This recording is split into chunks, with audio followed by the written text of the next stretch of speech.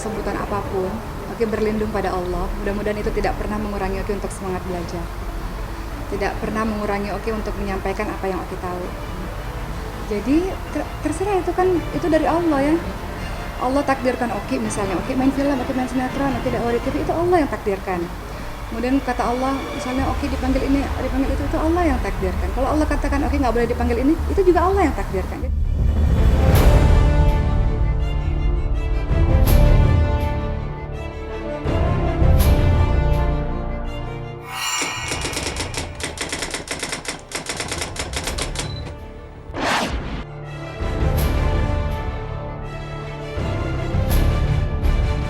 Perjalanan hidup seseorang memang tak selamanya mulus, seperti halnya fase kehidupan yang tengah dialami Oki Setiana Dewi. Oki kini seolah mendapatkan cobaan yang datang dari niatan Oki berbagi ilmu tentang agama. Tak lama setelah keputusannya melebarkan sayap ke dunia dakwah, Oki mendapatkan protes dan penolakan. Ia dianggap belum pantas mendapatkan gelar ustazah. Tudingan tersebut ditanggapi Oki dengan tenang. Ditemani suami tercinta Rio, Oki menceritakan awal mula sebutan ustazah didapatkan. Jauh sebelum menjadi seorang pesinetron, Oki mengaku sudah mendapatkan sebutan tersebut ketika mengajar ngaji di sebuah musola kecil. Sebutan tersebut datang bukan dari Oki, melainkan anak-anak yang ia bimbing mengaji. Ada beberapa orang-orang, teman-teman yang kemudian yang Oki harus mengucapkan banyak terima kasih, karena dengan adanya teman-teman yang kemudian mengkritik, itu pada akhirnya membuat Oki banyak introspeksi. Termasuk mungkin ada beberapa yang mengatakan tidak pantas disebut ustazah gitu ya. Memang kalau gelar ustadz atau ustazah di Arab sana gitu ya, memiliki standar pendidikan S3 gitu, paham tentang Quran, paham tentang hadis, dan Oki adalah seorang ibu muda, anak muda yang masih jauh sekali dengan itu. Oki adalah anak muda yang masih terus-menerus ingin belajar. Di saat Oki lagi sedih karena ibu Oki dirawat di sebuah rumah sakit di Jakarta, seluruh keluarga Oki ada di Batam, Oki merawat ibu Oki sendiri. Oki merasa sedih, Oki merasa hampa, Oki merasa seorang diri. Tiba-tiba ada orang yang mengajak Oki, Oki tolong cariin guru mengaji di musola ini. Kemudian lisan ini Allah gerakkan untuk mengatakan, kenapa nggak saya aja? Karena saya butuh hiburan ketika itu. Karena saya merasa sepi, sampai ibu saya sakit, saya nggak seorang diri di Jakarta. Akhirnya saya mulai mengajar ngaji anak-anak, dan di musola itulah kemudian beberapa anak-anak, ada yang memanggil kakak, ada yang memanggil ustazah gitu. Jadi anak-anak memanggil seperti itu ketika sama anak-anak memanggil dengan guru-guru yang lain. Jadi kalau ada yang tanya, nggak pantas dipanggil ustaz atau ustazah, itu panggilan manusia saja. Sejujurnya memang Oki meminta perlindungan kepada Allah ketika ada panggilan-panggilan seperti itu, agar itu menjadi doa untuk Oki bisa jauh lebih baik lagi secara agama, ilmu agama. Itu menjadi motivasi Oki lagi untuk belajar agama. Yang mudah-mudahan Oki selalu bilang sama Allah, ya Allah, Engkau lebih mengetahui keadaanku daripada aku sendiri, dan aku lebih mengetahui keadaan diriku daripada orang lain. Maka aku mohon ampun atas apa yang diucapkan oleh orang lain, dan jadikanlah aku lebih baik dari apa yang mereka sangkakan. Jadi apapun yang teman-teman panggil, mau Oki, mau Ade, mau Teteh, Mbak, itu hanya panggilan manusia saja. Saya sebagai teman dakwah juga, bahkan guru beliau juga ya, kalau di tempat perumahan kompleknya juga ada pengajian rutin ya. Mbak Oki itu orangnya memang sangat rajin membaca, rajin belajar ya kan. Kan kita nggak boleh membenci, karena bagaimanapun juga seorang Mbak Oki itu kan juga public figure yang mungkin banyak kegiatan, belum ngurus rumah dan anak-anaknya ya kan, Maryam sama Hadijah. Mungkin ketika lelah, saya juga pernah ngerasain ketika lelah saya jadi nggak ngeh, mungkin ada yang negor kemudian lupa gitu ya. Nah, itu mungkin yang jadi senjata. Namanya juga seorang public figure, pasti kan kebaikannya nggak pernah kelihatan, tapi ada kejelekan sedikit, mungkin itu yang diangkat. Panggilan ustazah terhadap dirinya dijadikan motivasi untuk Oki agar semangatnya tak pernah padam ketika menimba ilmu soal agama.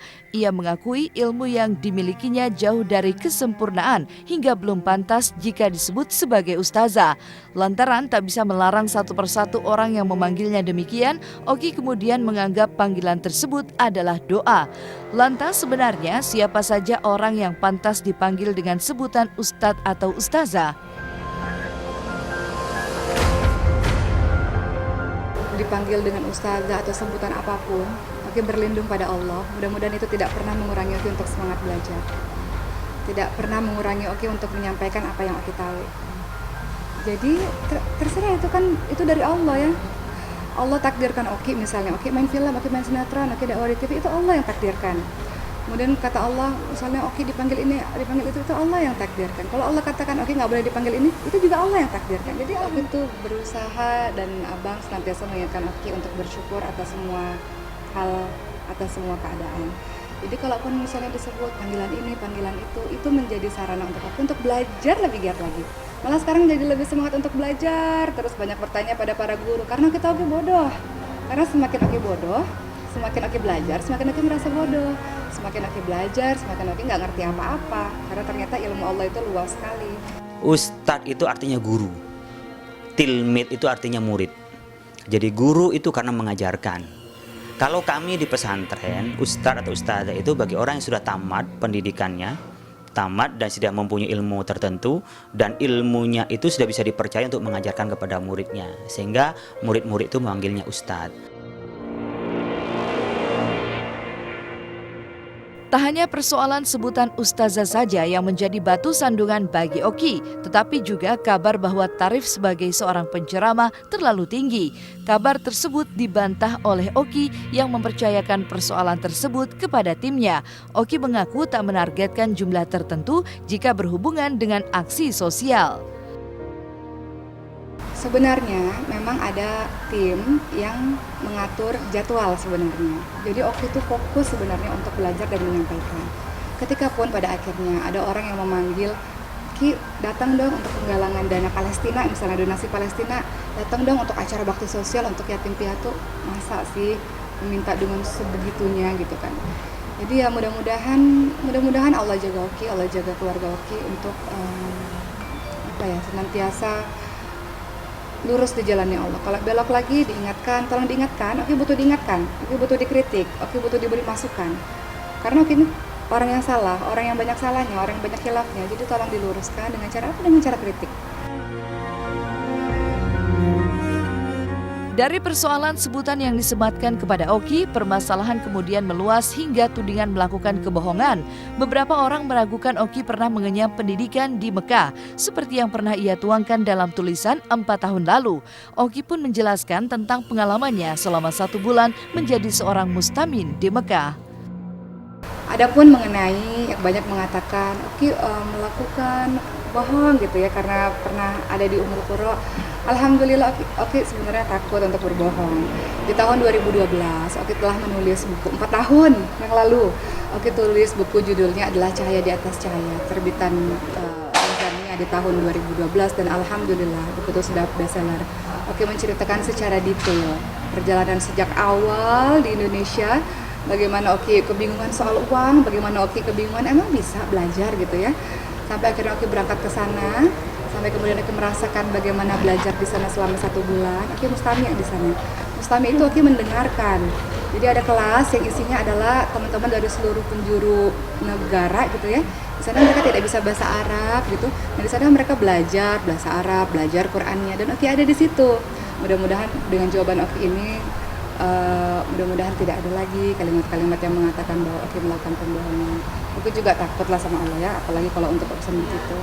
Ya mudah-mudahan apa hikmah yang bisa Oki ambil adalah ketika pulang dari sana, Oki mendapatkan semangat yang luar biasa untuk membagikan pengalaman apa yang Oki dapatkan di Ummul Qura Mekah itu, sehingga Oki tulis buku itu.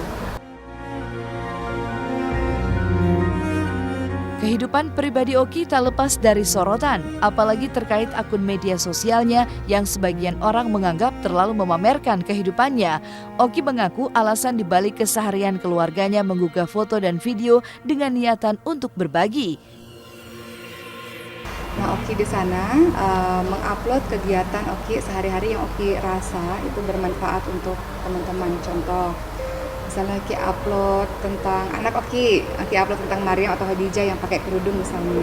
Sebenarnya itu hendak memberi pesan, ayo anak-anak kecil berjilbab, ayo tante-tantenya juga berjilbab yuk gitu. Atau misalnya Oki mengupload kegiatan Maryam yang lagi sekolah misalnya.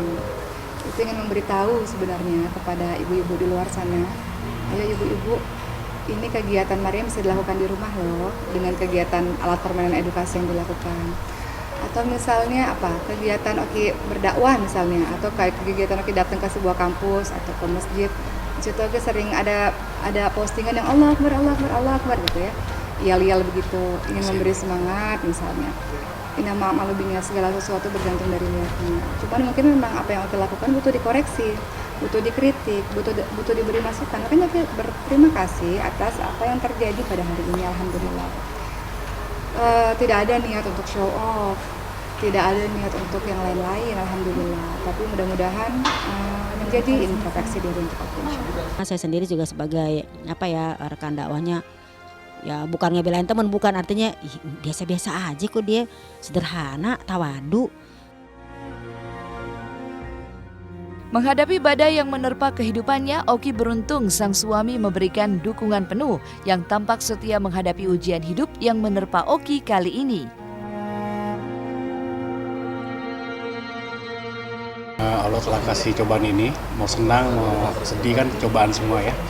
Jadi ya saya support Oki sendiri, dan alhamdulillah kita masih berjalan lancar kegiatan kita sehari-hari, tidak terganggu gitu kan.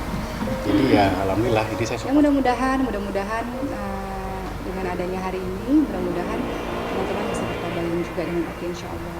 Alhamdulillah, tahan tentunya Oki mengucapkan segala puji bagi Allah atas semua yang terjadi dalam kehidupan Oki, kita keluarga.